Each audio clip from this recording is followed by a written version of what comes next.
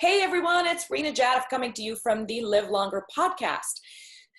Being in kind of that late 40s, mid 40s, I hear this from all my friends constantly. Like, God, my memory, I can't remember stuff. So we have today Dr. Masley, who's going to tell us all about how to fix our brain. Now, he's amazing.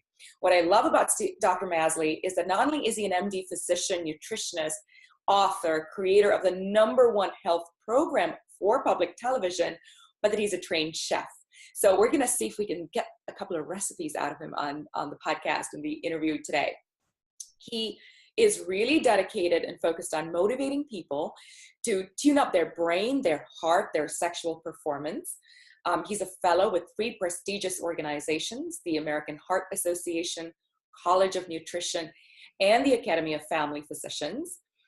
He's all about empowering health through comprehensive assessments, lifestyle changes. His programs have been scientifically backed to deliver some great results, which he's going to share and talk about.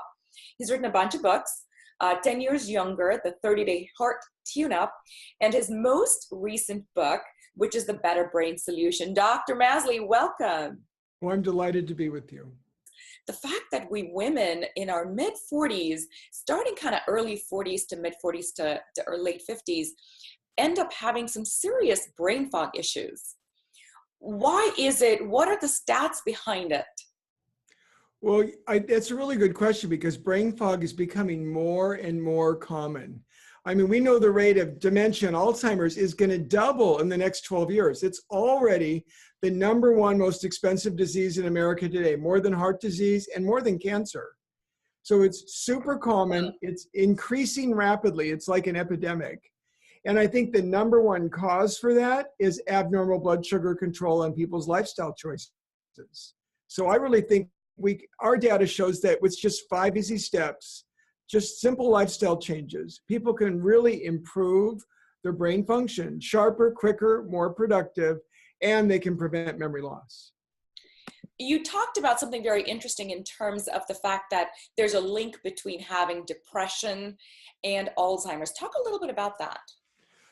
Well, depression is you have depressed brain chemistry. It's not just, I mean, there's bereavement, which is sad. Something bad happened. Your parent died, or your child was in an accident, or you lost your job. Anyone should grieve over that. But depression actually means it impacts our brain biochemically, and we lose brain performance. And the same program I use to help with memory has been shown in several other studies to help reverse and prevent depression as well. So if you have depression, you're 300 to 400% more likely to get Alzheimer's later in life. Wow. And it makes it much more important to take steps to nourish and protect your brain. Yeah, depression is really common, especially in younger women, 30 to 50 years of age. And it's really, there's this big difference that we need to make about that. What about the link between stress and brain function?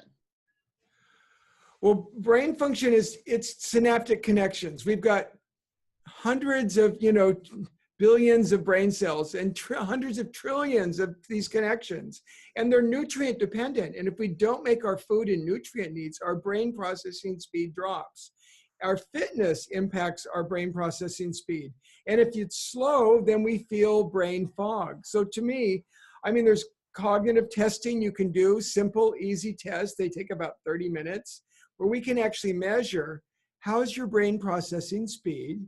And we know that if you make changes, you can improve that. And basically, when you improve brain processing speed, brain fog goes away. I mean, the symptoms, like you said, you walk into a room and you forget why you're there. You're in a conversation and you start forgetting names or words that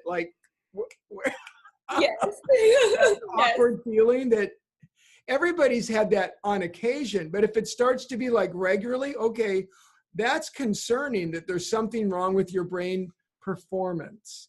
Others would be like you have trouble finding your car in a parking lot. That's geographic memory.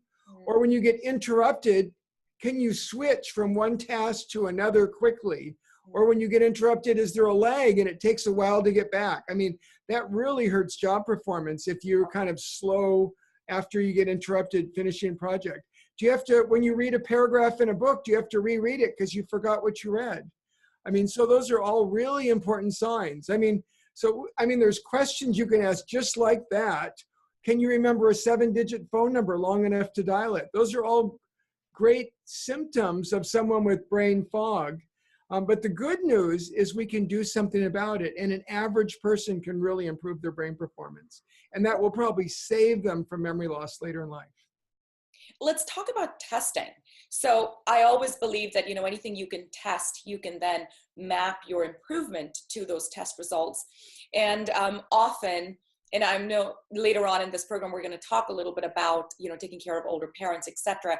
But I know when you have parents and you say to them, hey, I feel like maybe there's something a little off. And they say, absolutely not. I'm absolutely fine. So it's easier to have an objective test that someone can take to really get a better sense of, all right, how is my brain function performing? What are the tests out there? Which one do you recommend? Well, there's some people are looking at imaging to look at like beta amyloid or blood sugar uptake in the brain, these, PET scans. And the challenge is, these things are thousands of dollars to do a test. And they're really they are looking at function, and to some disease, they're looking at disease states, and you could try to do something early on. But 10 to 20 years before your brain scan is off, you could be doing a simple cognitive test like on a computer where they give you words and shapes, and you're going through like simple, all you have to do is push on a space key and the shift bar. Okay. You don't even need to be able to type with 10 fingers to be able to do a cognitive test like we do on it. It's called central nervous system vital signs. I don't have any stock or financial, it's in the company. I just use their test with my patients. So in 30 minutes, we can look at memory, both verbal and shape memory, attention span, brain processing speed, executive function, and get a really good idea of how someone's brain's functioning. It's a test that it could be anywhere from $70 to $150. It's not that expensive. Oh, wonderful. And is it online? Or is it something that a doctor has to? It's not on, the company doesn't offer, you usually have to get it through a medical provider of some sort. I see. Okay, well, we're going to go ahead and put the information in the show notes for everybody else who's listening and interested, because I think that is such a great place to start. All right, so we've established that there's a link between diet, nutrition, and brain function. So let's talk about what is the ideal diet for great brain function? Well, number one, we want to prevent elevated blood sugar levels, because surprisingly enough, when your sugar levels go up, you turn off your brain. You know this, but for the listeners out and viewers out there, insulin's the hormone that tells us to store energy. When we eat refined carbs like bread or potatoes or pasta or rice, our blood sugar levels go up, and then insulin pushes it into the cell to store that energy for later. But if you eat too many of those foods, your cells are full, you can't store any more energy, and they become insulin resistant. I see. Brain cells turn off when we've never had this problem in 100,000 years. We've never had too much refined carbs, right? We were too busy out hunting and gathering herbs and, Yes. We weren't designed this way that we could just sit around and eat bread and potatoes and rice and pasta all day. Yes. Open a bag of chips 3 times a day. That's exactly right. And so your brain cells literally shut up. We did a PET scan on someone who's insulin resistant. It looks like nothing. Whereas you, healthy, active, I would expect if we did a PET scan on your brain, it would light up like a Christmas tree. So not only do we turn the brain cells off, but sadly, the brain cells start to die. They're not getting the energy they need, and then your brain shrinks. Oh, so eating too much sugar and refined carbs literally makes your brain shrink, and that's really bad. So to me, there's like 10, 12 foods that are essential for your brain. Things like green leafy vegetables, beets, dark chocolate, healthy fats like nuts and olive oil. And then we definitely want to get rid of sugar and refined carbs because those just turn our brain off. And that makes so much sense. What do you think of the keto diet, by the way? Because that, I think, would align with some of your recommendations. So the keto diet, as you know, has recently become really popular, but I have some major concerns about doing it properly. Mm-hmm. and then, it's kind of an extension of a paleo diet. That's right. But trying to be in ketosis all the time and meet your nutrient needs at the same time is super challenging. And I would say less than 10% of people trying to do it are probably doing it properly and meeting their nutrient needs. So it could be a great diet for someone with epilepsy or a major health problem like multiple sclerosis, or an athlete who's super motivated. But I actually don't, most of my regular patients have trouble following that 24/7. Absolutely. hours a day, I 7 tried days. it for about 2 days. Yeah. So I like the idea of partial intermittent fasting, Okay. where you don't eat like after 9 o'clock at night, and you don't eat till noon the next day, at least 12, preferably 15 hours. And I have that, the data I've been looking at and we've shown in our clinic is that if you do it 2 or 3 days a week, you get almost the same benefits of doing it, all the time. Wow. And it's so much easier to meet your nutrient needs if you can eat more broccoli and black beans and have an apple or blueberries or other healthy foods. Absolutely. So I like partial intermittent fasting, 2 or 3 days a week. Skip breakfast, stop eating after 8, 9 o'clock at night, and don't eat till, late morning, noon the next day. I mean, that's easy for my patients to do. I'm so glad to hear you say that, because that's what our health boot camps program is, right? So we say eat your dinner by 7, and then we recommend that you don't sort of have a breakfast, but you have a brunch around 10, 11. Okay. And that's exactly right. And you're right. People don't have a hard time doing it. I mean, the first couple of days are just odd because you're sort of moving away from sort of eating really late or eating really early. But within a couple of days, they settle right into it, and they say they don't even notice that they're. Yeah, it's pretty. I find people can do it even immediately, and they're fine. Yeah. It might take the first couple times to there might be surprised, realize, well, I could go without breakfast and I'd be okay. Yeah, exactly. Exactly. And I'm just a couple hours later than you. I let them go till 9 and they don't eat till noon. Exactly. That's what 7 to 10, 9 to noon, same time frame. So really similar concept. And I really like them to load up on vegetables the night before. Because especially for women, I find that when women do this kind of thing, if they're eating like meat and grains the night before, which are acidic, they don't feel nearly as well the next morning as if they load up on greens, they add some alkalinity to it. And then I find they seem to tolerate it better the next day.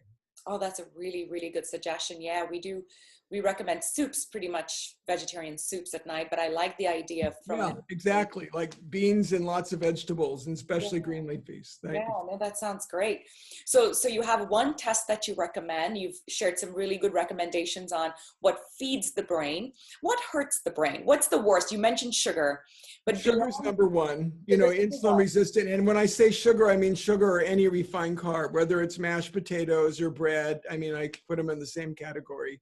But there's definitely toxins out there. There's like mercury in big mouth fish. A third of, we test mercury on all our patients when we test cognitive function. We've actually published and shown people who eat big mouth fish more than, say, 3 times a month, a third of them are high, and it's decreasing their brain speed. Wow. So grouper, tuna, snapper, swordfish, shark, obviously, big mouth fish, they eat high in the food chain and they're higher on mercury. So all those ahi tuna lovers, I get it. I do too. But I don't eat it more than once a month. I noticed if I check my mercury levels, they'll be high. So I try to be cautious about big mouth fish. Number 2, another really brain toxin are nitrosamines, and they're super common. A lot of people are doing paleo now. Yeah. And so they're eating more deli meats and sandwich meats and hot dogs and bacon. And most of those are sprinkled with nitrosamines to extend their shelf life so they can make more profit off them. They don't want the food to go bad. Yeah. They don't want to say you have to throw it out in 72 hours. So they sprinkle nitrosamines on them, and now they're toxic. They cause cancer, diabetes, and nitrosamines. I was pretty surprised with the research to realize they're neurotoxic. You can give rodents Alzheimer's within a month by just feeding them nitrosamines like people would get from eating bacon every day. So, really? There's like inorganic copper is another common toxin out there. So part of the Better Brain solution is to teach people about what are toxic foods out there and how can you easily avoid them What so about that you don't alcohol? injure your brain unintentionally. Exactly. What about alcohol? Well, that's a real interesting one. And it appears there's like a J-shaped curve. And now let me just clarify.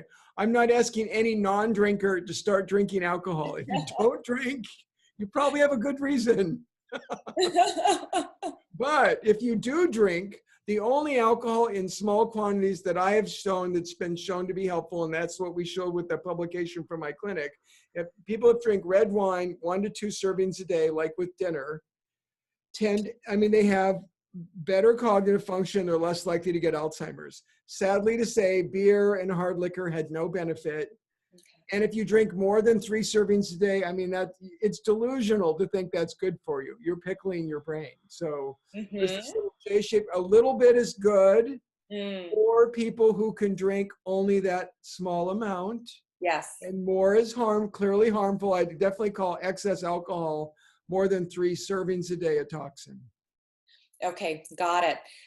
Let's talk about the fact that there is a way to actually reverse Alzheimer's. And I'm now going to switch our conversation to some of us who may have parents that we're concerned about, or may have already had parents who've been diagnosed with Alzheimer's, Right. sort of dealing with that. If you can share, what are your insights in helping someone who's been diagnosed with Alzheimer's reverse it? Well, there's not a magic bullet. There's not a single pill or a single food you can eat. It's a multifactorial thing. But I think the largest study out today is the finger trial out of Finland, where they showed that if you had right food, like a Mediterranean low glycemic diet, physical activity, mental exercises, stress management, people's cognitive function went up and they had better memory. They had less Alzheimer's disease and less memory loss over time. So, but it wasn't just any one of those aspects of the program by itself, just the food or just the activity or just the stress management didn't work. Right. So it's a comprehensive, and that's why we have a 5-step program. Eat the right foods. What are the dozen foods to eat? What you should avoid? What are the top, 5, 6 nutrients you can't live without? What activity to add? How to manage your stress? And like we talked on, those key toxins to avoid. When you add those together, you can improve brain processing speed, memory, cognitive performance. You can help reverse memory loss. I don't mean to say, and I don't want to create a misexpectation, you're not going to take someone with Alzheimer's and make them brilliant, a genius.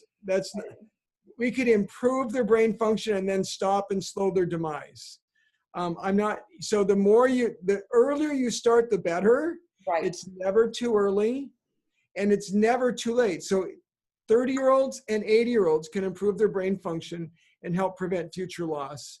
And we can reverse some aspects of memory loss, but everybody could have a better brain. Who wouldn't want to be sharper, quicker, more productive, and prevent further memory loss? Even if you have a parent like that, we can help them with a multifaceted program. And that's why we came up with our 5 steps. And how long is typically the program live for? So how long should someone actually follow the program to start seeing results? And is this something you recommend sort of as a lifetime approach? Well, yes. This is not like a diet for, okay, my daughter's getting ready, my sister or my daughter's getting married and I want to lose 10, 15 pounds to fit into a piece of clothing. That's not what I'm talking about. I'm talking about if I could help someone feel mentally sharper, quicker, more productive, they probably lose weight, they feel better, it helps prevent heart disease, it shrinks artery plaque, and their energy, sexual function, and sleep are all better. Why wouldn't you stick with that? Absolutely. And that's really what we find. I'm looking to give people a lifestyle they could follow that improves their quality of life, that's good for all aspects of their health, improves their brain function, and hopefully they would stick with it. You had some statistics for us. How well does the program do for different people? So we've tested this in 30 to 80-year-olds. We've done hundreds of patients and we've put them through our 5-step program, and the average person improved their brain processing speed over 25%. And their attention span went up to 40 to 45% better. So they can focus better, they can process information quicker. I mean, pretty amazing in a 4 to 10 week period that you could get that big an improvement. That's impressive. That's very impressive. You know who needs this the most? Are our teenagers, our high school juniors, and our college students. Yeah, that's, I mean, a really good point. We've never done this study, you know, with the randomized trial on adolescents, but it's always been high on my list that this is how I teach parents to raise their kids. I mean, this isn't just a parent diet for your grandparents or your, 40 years old for you. Right. This is how we should be feeding our children to improve their cognitive performance and attention today, especially if they're a tendency to anxiety or depression or ADD. Well, you know, a study just came out, I think it was released 2 days ago, about the incredible rise in depression and suicide amongst adolescents. And that was primarily focused on high school and college students.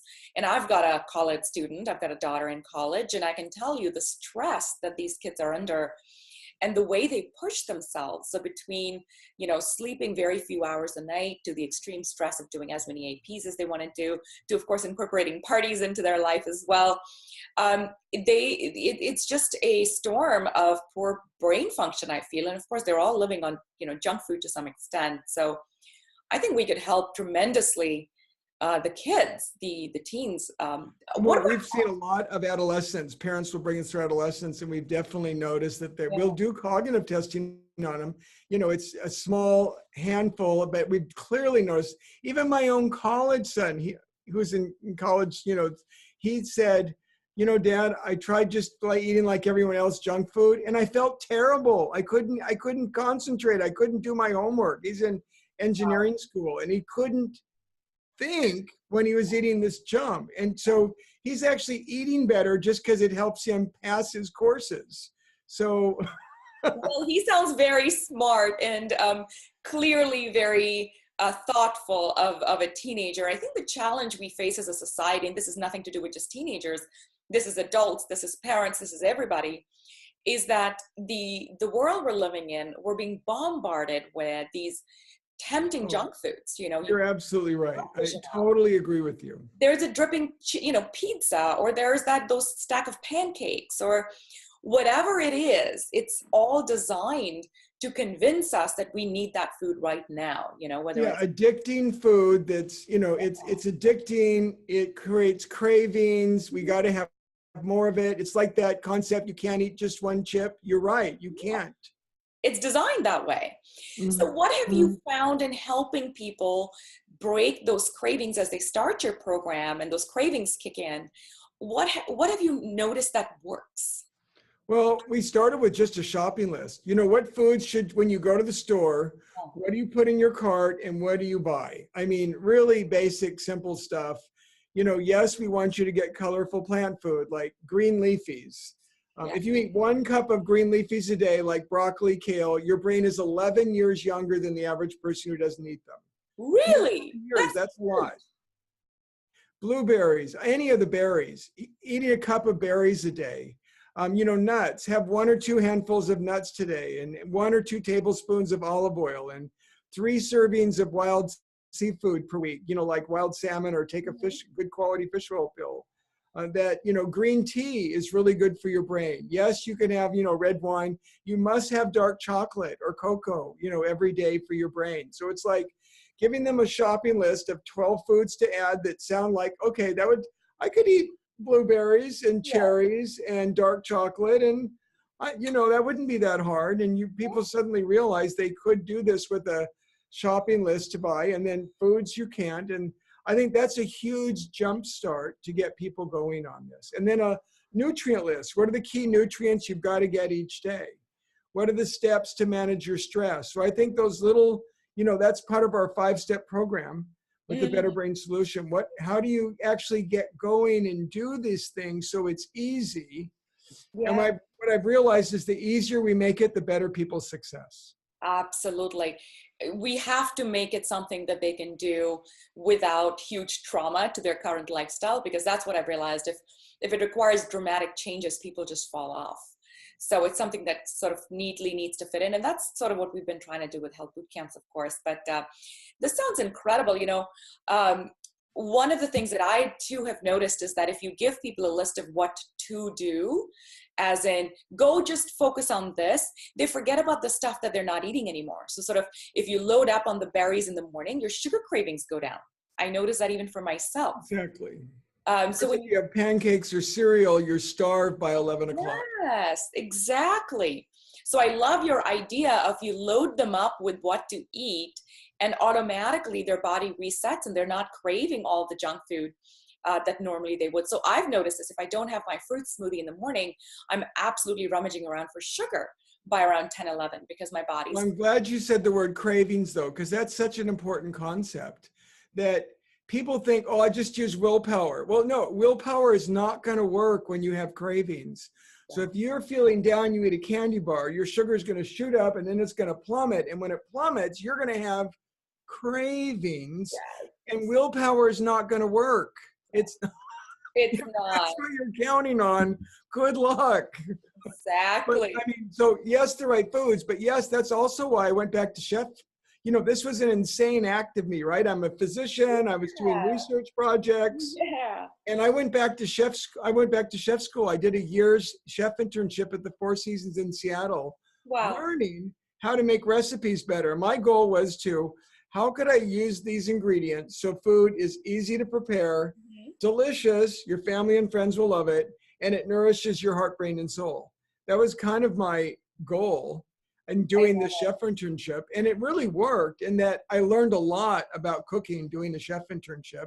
You know, the standard is, white flour. You can make something taste good if you've got butter, sugar, and white flour. Well, duh. But it's not that hard a concept to realize, well, okay, now if I have chocolate and greens and berries and nuts and olive oil, I can make, and herbs and spices, especially Italian herbs and curry spices that have all these medicinal anti-inflammatory properties. Wow, you can make food taste really good with them too, as long as you don't try to make it low fat and you're using smart fats. That makes a lot of sense. All right, so we are going to now go into the fun part of the show, which is recipes. So Dr. Masley, what is your favorite recipe of all the recipes that you've learned and cooked? Okay, well, I'm going to actually reach and grab my book. Breakfast recipes, lunch, dinner, desserts. What would you like to focus on? Oh, dessert, of course. Dessert. Okay, I'll pull up some of my favorite dessert recipes. Me and my sugar tooth. Just as an example, I mean, the top two that probably come to mind would be, one of the typical things I make when we have company coming over would be a berry smoothie. Ooh, yum. I would pick some fruit like blueberries or strawberries or peach or something that's delicious. They can even be frozen. So it could be less expensive and easier to find them and they don't go bad. So let's make it convenient. Yeah. And you take that and you're going to simmer it in a saucepan. I'd probably add, to get a little sauce going, I would use some lemon juice with that to go with a little tart to go with the sweet. I would add maybe a tablespoon of like some tapioca to just give it a thickener that doesn't have a very high glycemic load sugar content. Okay. And then I'm going to, cook that for a little bit. I would definitely use some herbs like cinnamon, which helps lower blood sugar, and maybe even a tiny pinch of cayenne pepper. Not that you would even ever taste spicy, but just you won't even know you'll be like, there's something missing and I can't figure out what it is.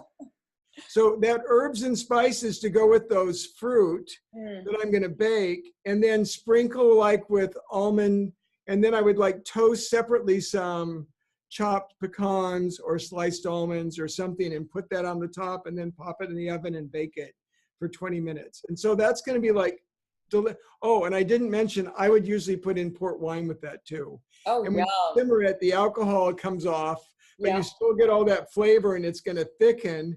And add along with the fruit and that little dash of lemon and the cinnamon, it's going to just be wonderful flavor. That sounds delicious.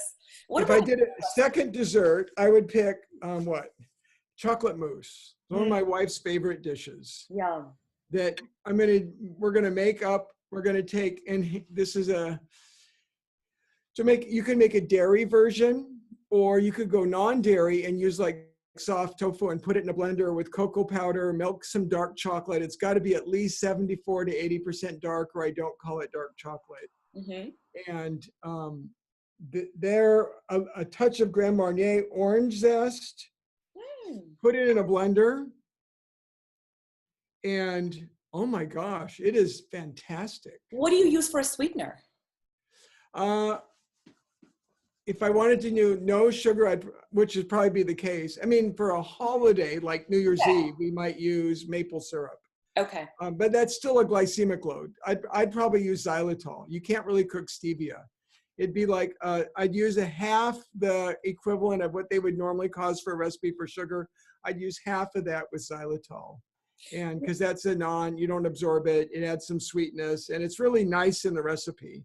And it punishes you if you overeat it. So if you overindulge on xylitol, you get stomach cramps. So just have a small portion. It's perfect. It's fantastic. You won't have any symptoms at all, but you can't eat 4 servings at once or you'll regret it. What about leucantha or monk fruit? What are your thoughts? Monk fruit's actually another option for sweetener. I think that's a good one. Okay. For fairly, non-caloric sweetener. I think that's a good choice. Okay. What about a dinner recipe? What's a good entree that's also brain boosting? Vegetarian, seafood, poultry. Vegetarian. Let's be like a mushroom nut pate. Ooh. How do you really super nice. And you want it dairy-free, egg-free, or no? Not? Dairy-free. Eggs are okay, but dairy-free. Okay, so I'd saute mushroom. So here's my pecan nut loaf recipe out of the book. Okay. Saute in almond oil, some mushrooms, sweet onion, little salt and pepper, celery, Italian parsley.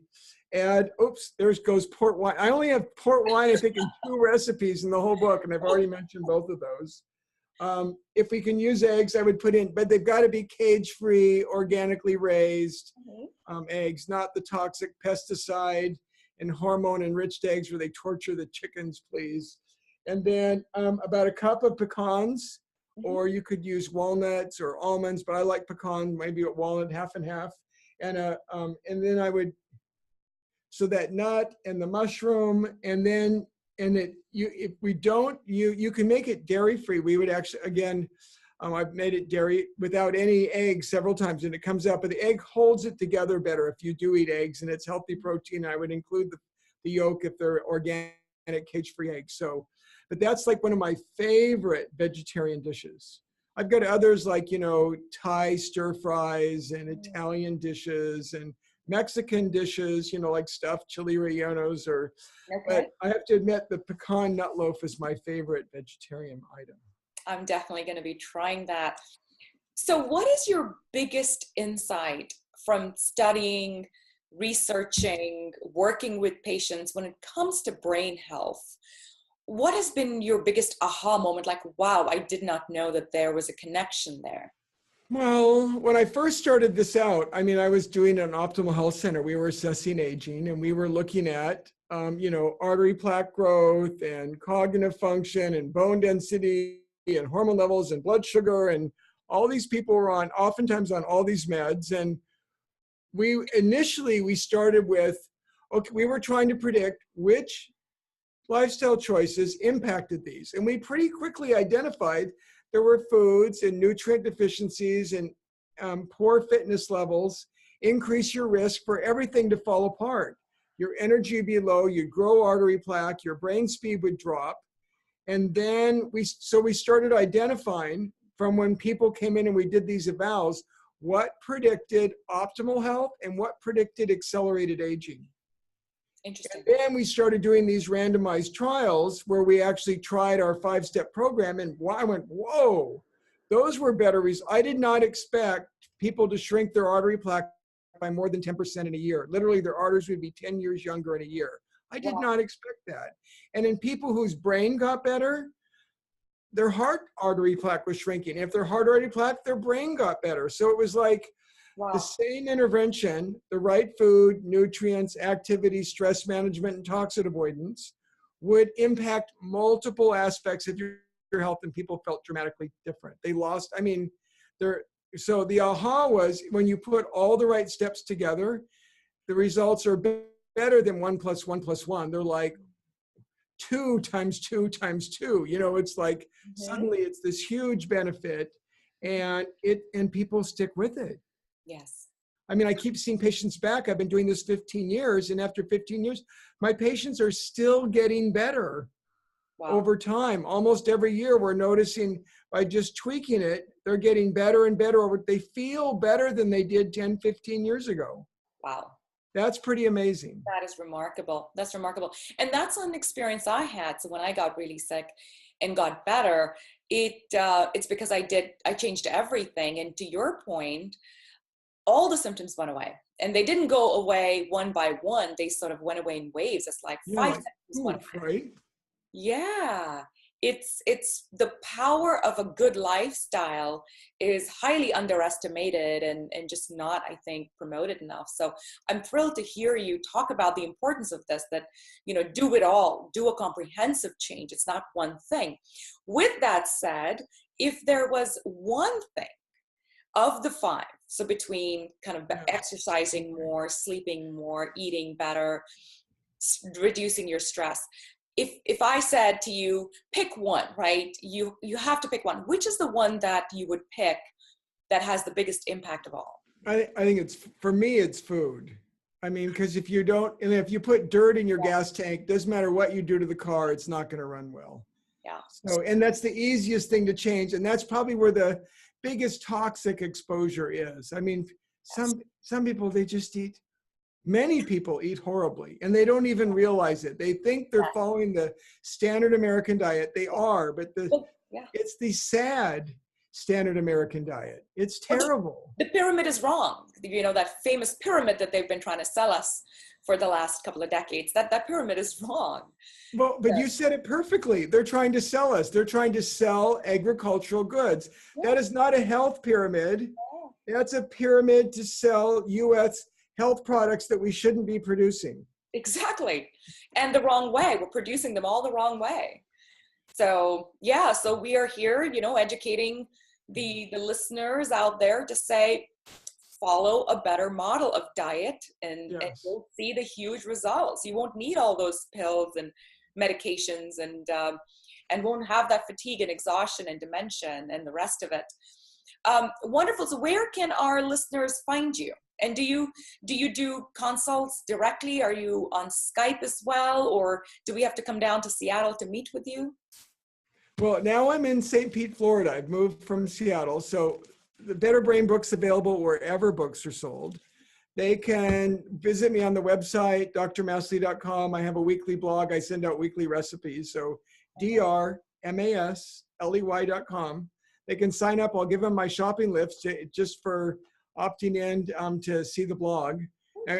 They can always disenroll at any time. But yeah, between the book, they could come to St. Pete Clinic for an eval, or they could read the book, or they could sign up and follow us online. And all those are options. My goal is to help serve people to feel better, feel fantastic, and enjoy their life. Thank you so much for the amazing work you're doing. Any last parting advice to someone out there going, I need to get my brain back? What's the one parting advice that you'll give them? Well, I think a lot of people procrastinate, and they're waiting for something to be broken to fix it. Like people wait till they have a heart attack to do something for their heart. Well, that's waiting too long. But with your brain, it's even actually a lot worse. Because by the time you notice you're losing memory, you're forgetful and all that, your brain's literally shrinking, and it's likely shrunk. So don't wait until you have a shrunken brain. Just decide, hey, you know what? I want to feel better. I want to feel sharper, quicker, more productive. I want to prevent these problems. Yes. Take action. Start today. Don't wait. Yes. For you, your family, your loved ones, get started right now. It's time to feel better and have a better life and prevent some of the worst, you know, Alzheimer's, dementia, that's the worst disease on the planet. And we can prevent it. So get started. That would be my best advice. I love it. Thank you so much again for everything that you're doing. And for the rest of you out there, start now, not tomorrow, not later today. Start now. It's easy. check out the link. We're going to put it on the video, of course. And for those of you who are listening to this as a podcast, check out the show notes. We're going to have a link. You can get the shopping list, as Dr. Masley said, and of course his book. And keep smiling. Life is beautiful. I'll see you on another one of our shows. This is Rena signing off from Health Boot Camps.